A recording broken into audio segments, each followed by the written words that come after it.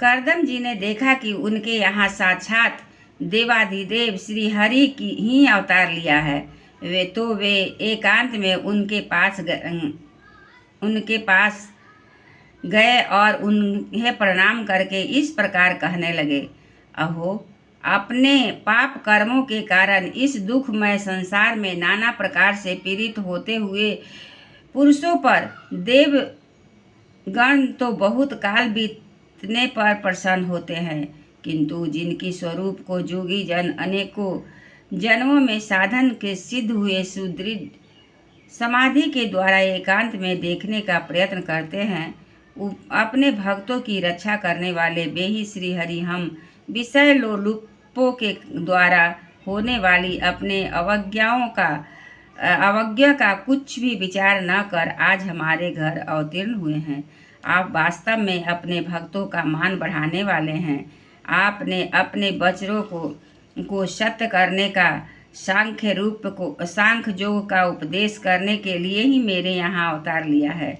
भगवान, आप प्राकृतिक रूप से रहित हैं। आपके जो चतुर्भुज आदि अलौकिक रूप है वे ही आपके योग्य है, तथा जो मनुष्य सुदृढ़ रूप आपके भक्तों को प्रिय लगते हैं वे तो आपको रुचिकर प्रतीत है।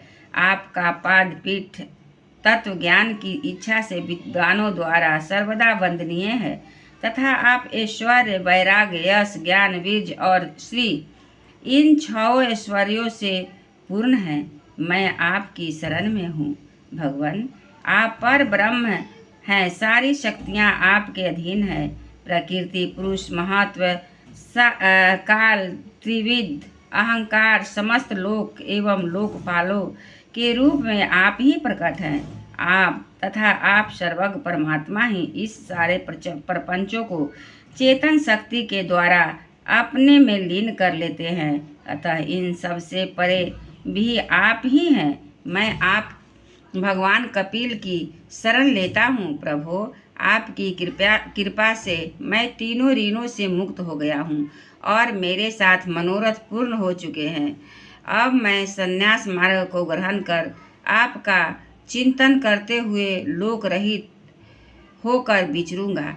आप समस्त प्रजाओं के स्वामी हैं, अतएव इसके लिए मैं आपकी आज्ञा चाहता हूँ। श्री भगवान ने कहा, मुने, वैदिक और लौकिक सभी कर्मों में संसार के लिए मेरा कथन ही प्रमाण है। इसलिए मैंने जो तुमसे कहा था कि मैं तुम्हारे यहाँ जन्म लूँगा, उसे सत्य करने के लिए ही मैंने यह अवतार लिया है।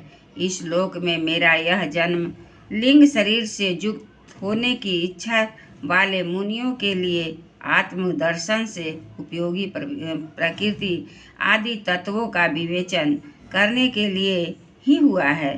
आत्मज्ञान का यह सूक्ष्म मार्ग बहुत समय से लुप्त हो गया है।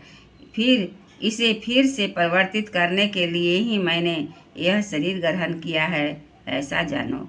मुने, मैं आज्ञा देता हूँ, तुम इच्छा अनुसार जाओ और अपने संपूर्ण कर्म मुझे अर्पण करते हुए दुर्जय मृत्यु को जीतकर मोक्ष पद प्राप्त करने के लिए मेरा ध्यान करो, भजन करो। मैं स्वयं प्रकाश और संपूर्ण जीवों के अंतःकरण में रहने वाला परमात्मा ही हूँ। अतः तुम विशुद्ध बुद्धि के द्वारा अपने अंतःकरण में मेरा साक्षात्कार कर लोगे, तब सब प्रकार के शोकों से छूटकर निर्भय पद मोक्ष प्राप्त कर लोगे। माता देवहूति को भी मैं संपूर्ण कर्मों से छुड़ाने वाला आत्मज्ञान प्रदान करूँगा, जिससे वह संसार रूप भय से पार हो जाएगी। श्री मैत्रेय जी कहते हैं, भगवान कपिल के इस प्रकार कहने पर प्रजापति करदम जी उनकी परिक्रमा कर प्रसन्नता पूर्वक वन को चले गए। वहाँ अहिंसामय संन्यास धर्म का पालन करते हुए वे एकमात्र श्री भगवान की शरण हो गए तथा अग्नि और आश्रम का त्याग करके निसंग भाव से पृथ्वी पर विचरने लगे।